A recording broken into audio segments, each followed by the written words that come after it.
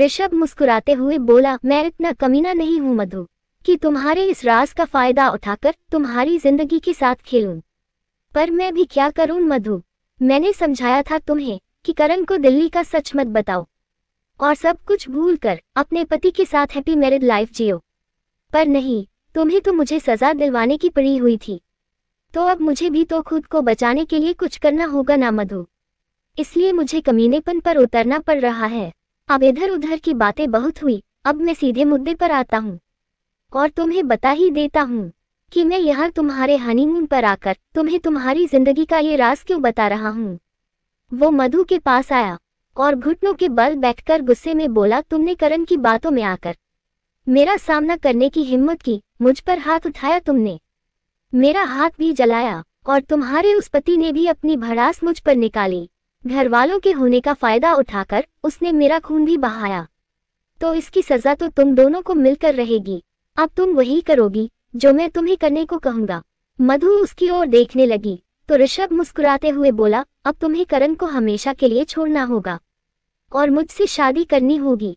यहाँ अपने हनीमून पर आकर तुम करण का दिल ऐसे तोड़ोगी कि अपने दिल के साथ साथ वो भी टूट जाए, और अगर तुमने ऐसा नहीं किया तो तुम्हारे और मेरे बीच शिमला की उस रात को जो कुछ भी हुआ वो सब मैं करण के साथ साथ पूरे परिवार को बता दूंगा। तुम्हें जो करना है करो ऋषभ, पर मैं तुम्हारी कोई बात नहीं मानूंगी और ना ही तुम्हें तुम्हारे इस घटिया खेल में जीतने दूंगी। आज तक मैं करण को खो देने के डर से ये बात उन्हें नहीं बता पा रही थी, पर अब मुझे कोई डर नहीं है क्योंकि मैं जानती हूँ कि उन्हें इस सच से कोई फर्क नहीं पड़ेगा। मधु से नफरत भरी नजरों से देखते हुए बोली। ऋषभ मुस्कुराते हुए उठकर खड़ा हुआ, सही कहा तुमने, करण को सच जानने के बाद कोई फर्क नहीं पड़ेगा, इफेक्ट वो मेरे ही खिलाफ खड़ा हो जाएगा क्योंकि तुम्हारे इश्क ने उसे बावरा जो कर दिया है। पर हमारी फैमिली को फर्क जरूर पड़ेगा मधु, ये सच जानकर कि करण से शादी से पहले तुमने एक रात मेरे साथ बिताई थी। घर में सबकी नजरें तुम्हारे लिए बदल जाएगी। करण की वजह से वो भले तुम्हारे साथ अच्छे से पेश आए, पर कहीं ना कहीं वो तुम्हें और मुझे संदेह की नजरों से तो जरूर देखेंगे, है ना। मधु कुछ नहीं बोल पाए और बस यही सोचने लगी कि सच जानने के बाद होगा तो वही जो ऋषभ कह रहा है।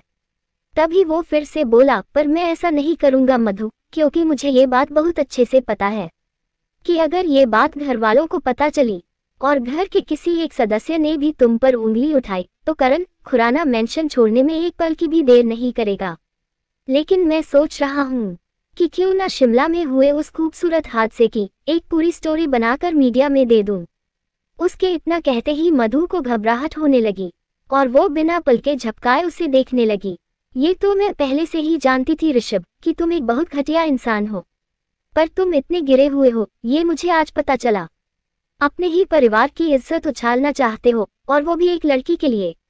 नहीं, यहाँ तुम मुझे गलत समझ रही हो मधु, ये सब मैं तुम्हें हासिल करने के लिए नहीं कर रहा हूँ, बल्कि करण से बदला लेने और खुद को जेल जाने से बचाने के लिए कर रहा हूँ, ऋषभ मुस्कुराते हुए बोला। तो मधु उसे हैरानी से देखने लगी। ऋषभ मुस्कुरा दिया, करण को तबाह करना मेरी जिंदगी का मकसद है मधु। मैं करण से इतनी नफरत करता हूँ कि उसे बर्बाद करने के लिए कुछ भी कर सकता हूँ, कुछ भी। और मैं अच्छे से जानता हूँ कि वो तुमसे पागलों की तरह प्यार करता है, और अगर तुम उससे दूर हो गई तो वो खत्म हो जाएगा, और उसके खत्म होते ही मुझे खुराना कंस्ट्रक्शन के एमडी की कुर्सी पर बैठने से कोई नहीं रोक पाएगा, कोई नहीं। और फिर मुझे जेल जाने से भी तो खुद को बचाना है। तुम चाहे कुछ भी कर लो ऋषभ, पर मैं तुम्हारी कोई बात नहीं मानूंगी। मधु गुस्से में बोली, ठीक है मत मानो मेरी बात, अब आगे कुछ भी होगा उसके लिए सिर्फ तुम जिम्मेदार होगी। मैं तुम्हें 48 घंटे देता हूँ मधु, या तो तुम मेरी बात मानकर करण का दिल तोड़कर उससे डिवोर्स दो, या फिर ठीक 48 घंटे बाद न्यूज चैनल्स में अपनी और खुराना खानदान की इज्जत का तमाशा बनते देखने के लिए तैयार रहो। और हाँ, एक दो अर्थियां देखने के लिए भी तैयार रहना, क्योंकि वो क्या है ना, मेरी दादी माँ और मेरा वो बाप अपने खानदान की बदनामी कभी सहन नहीं कर पाएंगे और निपट जाएंगे। नंदिनी की तरह उनकी मौत की भी जिम्मेदार तुम होगी।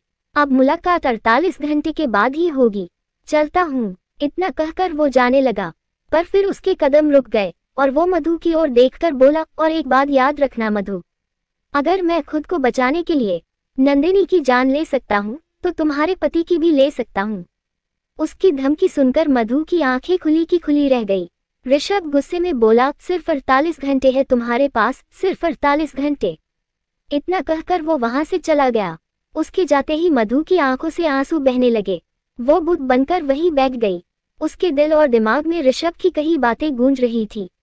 ऋषभ मुस्कुराते हुए मधु के कमरे से बाहर आया और होटल से बाहर जाते हुए मन ही मन बोला, उस रात तुम्हारे साथ क्या हुआ मधु, ये बात मुझे सच में नहीं पता थी।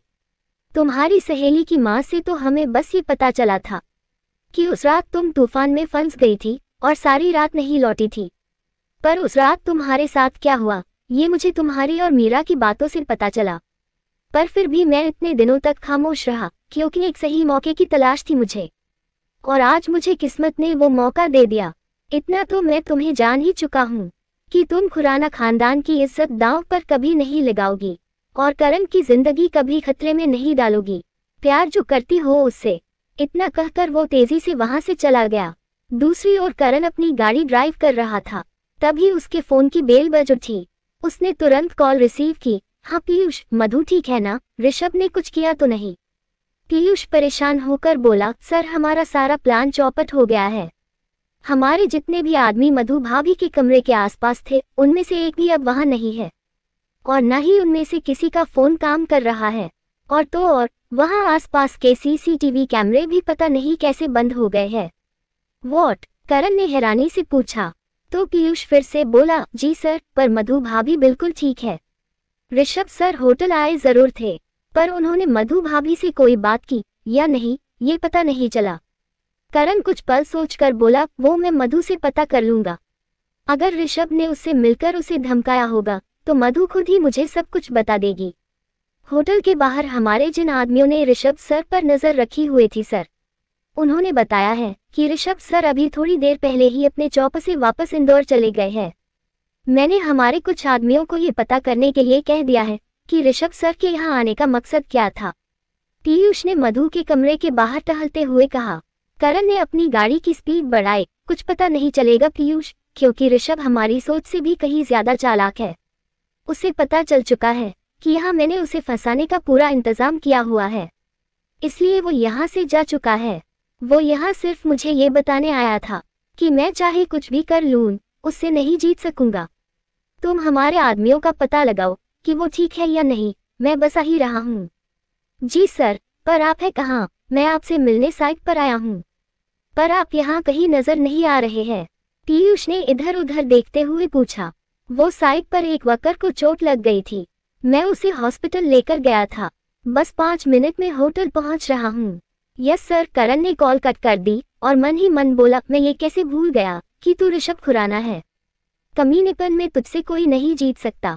इतनी आसानी से तू मेरे जाल में नहीं फंसेगा। मुझे कुछ और सोचना होगा, पर पहले मुझे ये जानना है कि तूने मधु से क्या बात की है। उसने अभी तक मुझे फोन भी नहीं किया। मुझे ऐसा लग रहा है जैसे कहीं कुछ तो गड़बड़ है। उसने इतना कहकर अपनी गाड़ी की स्पीड और बढ़ा दी। वो कुछ देर में ही होटल पहुंच गया। उसने आगे बढ़ते हुए मधु को भी कॉल किया पर वो फोन ही नहीं उठा रही थी। ये मेरा फोन क्यों नहीं उठा रही है? आई होप कि मधु ठीक हो। वो बड़ी ही बेचैनी से दौड़ता हुआ अपने कमरे के दरवाजे तक पहुंचा। उसने दूसरी चाबी से रूम का दरवाजा खोला और अंदर आया तो उसने देखा कि मधु बेड पर सो रही थी। उसने सुकून सांस ली। उसकी जान में जान आ गई। वो मधु की ओर बढ़ा और उसके पास आकर बैठा। उसने उसके गाल को बहुत प्यार से छुआ तो वो जाग गई। तुम ठीक हो? करण ने पूछा। मधु तुरंत उठकर बैठी और उसने हल्की सी मुस्कान के साथ आहिस्ता से हमें अपना सिर हिला दिया। तो करण ने उसकी ओर देखकर पूछा, मधु ऋषभ से क्या बात हुई तुम्हारी? ऋषभ का नाम सुनते ही मधु को फिर उसकी सारी बातें याद आने लगी। करण उसे देखते हुए उसके कुछ कहने का इंतजार कर रहा था। जब मधु कुछ नहीं बोली तो करण ने फिर से पूछा, उसने तुम्हारे साथ कोई बदतमीजी तो नहीं की? मधु ने खुद को संभाला और उसके सीने से लगकर बोली, नहीं करण, उसने मेरे साथ कोई बदतमीजी नहीं की। वो बस मुझे यहाँ धमकाने आया था।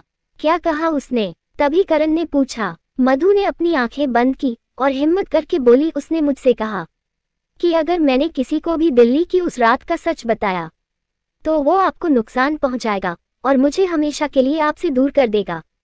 और क्या कहा उसने? नंदिनी के बारे में उसने कुछ बात की? करण ने अगला सवाल किया। तो मधु को फिर से ऋषभ की दी धमकी याद आ गई कि उसने खुद को बचाने के लिए जैसे नंदिनी को मार दिया है, वैसे ही वो करण को भी जान से मार देगा। मैं कुछ पूछ रहा हूँ तुमसे मधु। ऋषभ ने नंदिनी के बारे में कुछ बताया। करण ने उसकी ओर देखकर फिर से पूछा। मधु उससे नजरें चुराने लगी और बोली, नहीं करण, उसने नंदिनी के बारे में कोई बात नहीं की। अच्छा ठीक है, तुम रेडी हो जाओ, हमें श्यामला हिल्स जाना है। डिनर रास्ते में किसी अच्छे से होटल में कर लेंगे। करण ने उसके गाल को छूकर बोला। मधु ने अपने गाल पर रखी उसकी हथेली पकड़ी और बोली, करण मैं बहुत थक गई हूँ, आज कहीं नहीं जाना चाहती और मुझे भूख लगी थी, इसलिए मैंने नाश्ता भी कर लिया है। आज रहने देते हैं ना प्लीज। करण उसे देखकर मन ही मन बोला, पर आज हमारा वहां जाना बहुत जरूरी है। रेहान और रोहित दोनों ही वहां आने वाले हैं। उसने कुछ पल सोचा और मधु से बोला, मधु अगर तुम नहीं जाना चाहती हो तो मैं तुम्हें फोर्स नहीं करूंगा, पर मेरा वहां जाना जरूरी है। एक्चुअली मुझे वहां होटल बनाने के लिए एक जमीन देखनी है, तो आप चले जाइए करण, मुझे कोई प्रॉब्लम नहीं है। करण उसे देखकर थोड़ा परेशान हो गया। मधु ने हल्की सी मुस्कुराहट के साथ उसके गाल को छुआ और बोली, करण मैं ठीक हूँ और आप थोड़ी देर में तो आ ही जाएंगे। तभी उसके फोन की बेल बजने लगी। रेहान का नंबर देखते ही उसने मधु की ओर देखा। मधु मेरा जाना बहुत जरूरी है, तुम थोड़ी देर और मेरे बिना यहाँ रह लोगी ना? हाँ करण, आप जाइए, मधु ने मुस्कुराने की कोशिश करते हुए जवाब दिया। करण ने उसे गले लगाया और उसके माथे को चूमकर बोला, मैं बस यूं गया मधु और यूं आया, फिर साथ में डिनर करेंगे, ठीक है? मधु ने आहिस्ता से हाँ में अपना सिर हिला दिया तो करण वहां से चला गया। उसने अपने रूम से बाहर आते ही पीयूष को कॉल किया। पीयूष ने तुरंत उसकी कॉल रिसीव की। जी सर। पीयूष, हमारे आदमियों का कुछ पता चला? जी सर, ऋषभ सर के आदमियों ने उन्हें बेहोश करके एक रूम में बंद कर दिया था, पर अब वो सब ठीक है। ये सुनकर करण ने मधु के रूम की ओर देखा और बोला, पीयूष मुझे किसी जरूरी काम से बाहर जाना है, इसलिए मेरे आने तक तुम्हें मेरे कमरे पर नजर रखनी है। वैसे तो ऋषभ यहाँ से जा चुका है, इसलिए कोई डर नहीं है, पर मधु मेरे साथ नहीं जा रही है, इसलिए जब तक मैं वापस नहीं आ जाता तुम मेरे कमरे के बाहर से हिलोगे भी नहीं। ठीक है सर, मैं अभी आता हूँ। पीयूष के इतना कहते ही करण ने कॉल कट की और कमरे की ओर देखकर मन ही मन बोला, मुझे ऐसा क्यों लगा मधु, जैसे तुम मुझसे कुछ छिपाने की कोशिश कर रही थी। ऋषभ और मधु के बीच क्या बातें हुई है, ये तो अब वापस लौटकर मुझे मेरे छिपाए हिडन कैमरे से ही पता चलेगा, पर इस वक्त मुझे जाना होगा।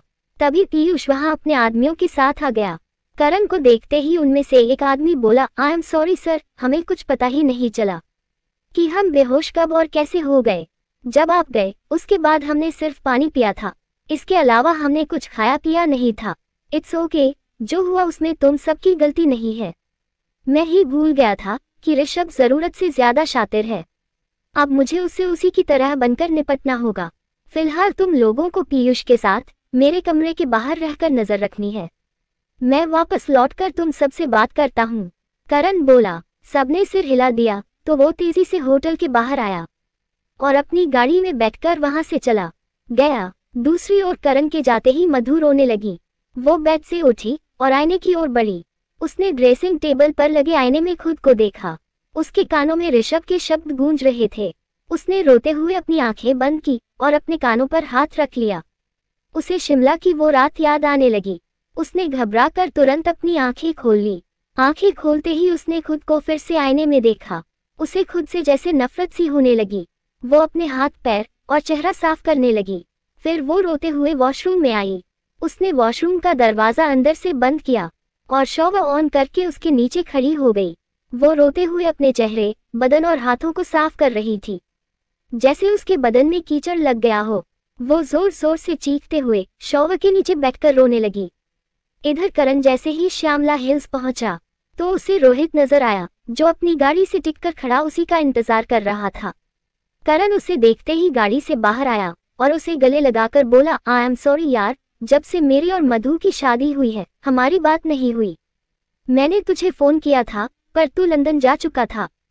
हाँ, वो मुझे कुछ जरूरी काम आ गया था, बस इसलिए लंदन जाना पड़ा। रोहित ने मुस्कुराने की कोशिश करते हुए जवाब दिया।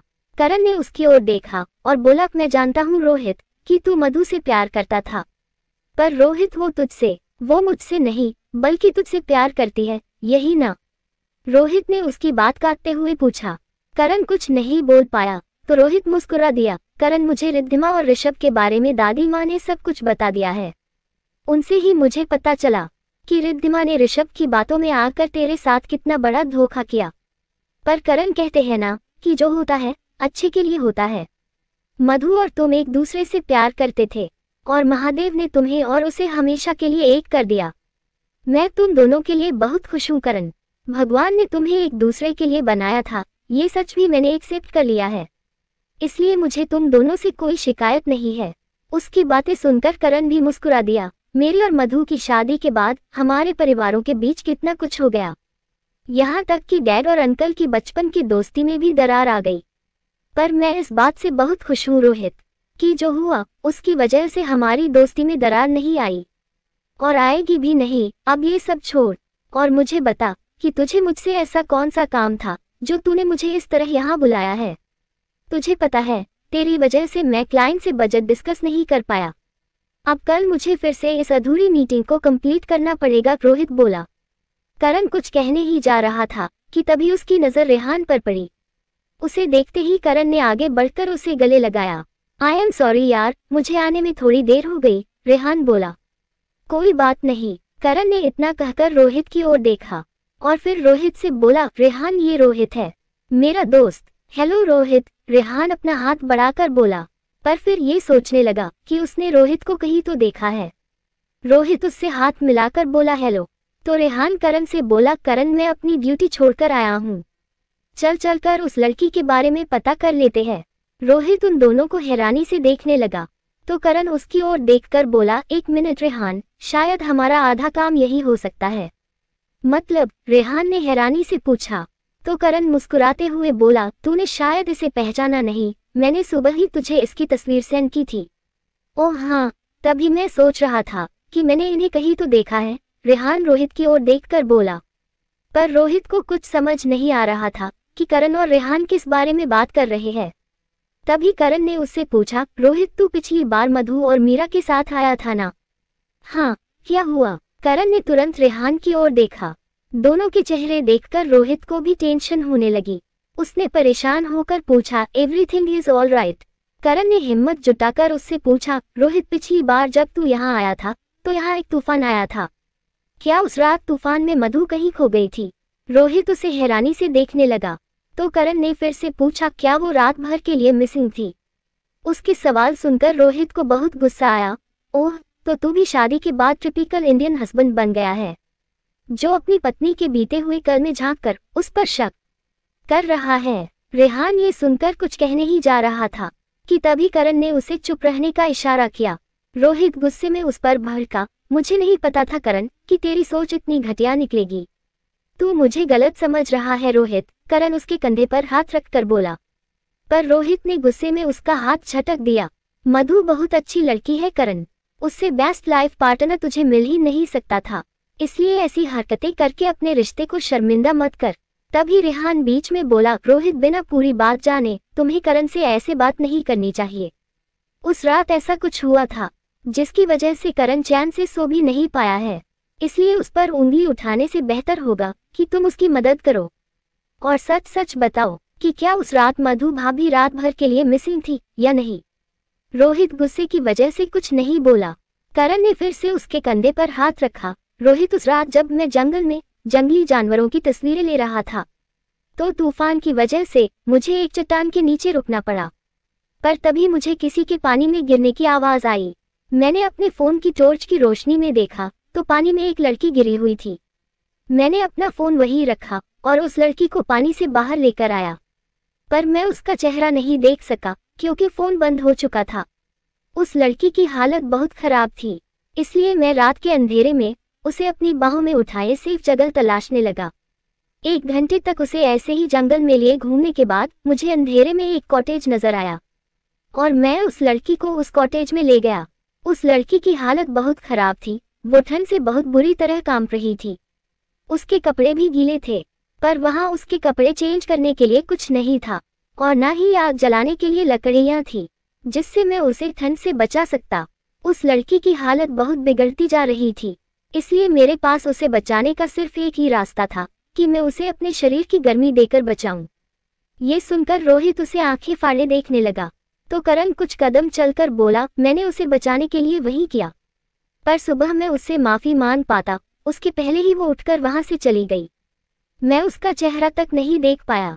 तब से लेकर आज तक मैं उस लड़की को तलाश रहा हूँ ताकि उससे मिलकर मैं उससे माफी मांग सकूं। मैंने पुलिस में कंप्लेन भी की थी और रेहान भी उसी दिन से उसे तलाश रहा था। रोहित ने ये सब सुनकर अपनी आंखें बंद कर ली, तो करण फिर से बोला, मेरी और मधु की शादी के बाद मधु स्विमिंग पूल में गिर गई थी। जब मैंने उसे स्विमिंग पूल में से निकाला तो मुझे पहली बार ऐसा लगा जैसे मधु ही वो लड़की है। उसके बाद ऐसे कई हादसे होते चले गए जिससे मेरा शक और गहरा होता चला गया, पर मैं सिर्फ शक की बुनियाद पर मधु से इस बारे में कोई सवाल नहीं कर सकता था, क्योंकि मैं नहीं चाहता था कि उसे एक पल के लिए भी ऐसा लगे कि मैं उसके कैरेक्टर पर सवाल खड़े कर रहा हूँ। बस इसलिए मैंने आज तक उससे कोई सवाल नहीं किया। तुम्हें उससे पूछ लेना चाहिए था करण, क्योंकि उस शाम तूफान की वजह से मधु हम सबसे अलग हो गई थी और हम उसे सारी रात खोजते रहे। तभी रोहित बोला, पर उसके इतना कहते ही करण ने अपनी हथेली अपने चेहरे पर रख ली और उसकी आंखों से आंसू बहने लगे। तो रोहित फिर से बोला, पर करण, उस रात के बाद जब मधु हमें मिली तो उसने तो हमसे ये कहा था कि उसने सारी रात जंगल में अकेले बिताई है। कोई भी लड़की अपनी जिंदगी की इतना बड़ा सच ऐसे ही सबको नहीं बता सकती मिस्टर रोहित। वो ऐसी बातें सिर्फ अपने अपनों को बताएगी या फिर उसे जिसके वो बहुत करीब हो।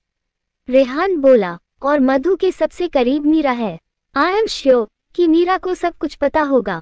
करण, तूने मीरा से ये सब कुछ क्यों नहीं पूछा? रोहित ने करण की ओर देखकर सवाल किया। सबसे पहले मैंने मीरा से ही बात की थी रोहित, पर उसने मुझे कुछ नहीं बताया। मुझे अच्छे से पता है कि उसे सब कुछ पता है, पर वो मरते मर जाएगी, पर ऐसी कोई बात अपनी जुबान पर नहीं लाएगी जिससे मधु को थोड़ी सी भी तकलीफ हो। पर बिना मीरा से पूछे ये बात कैसे कंफर्म होगी करण कि उस रात जो लड़की तेरे साथ थी वो मधु भाभी ही थी? क्योंकि उस तूफान में बहुत से लोग खोए थे। तभी रेहान बोला। करण ने कुछ पल सोचा और दौड़ता हुआ अपनी गाड़ी के पास आया। उसने अपनी गाड़ी से मधु का दुपट्टा निकाला और रोहित के पास आया।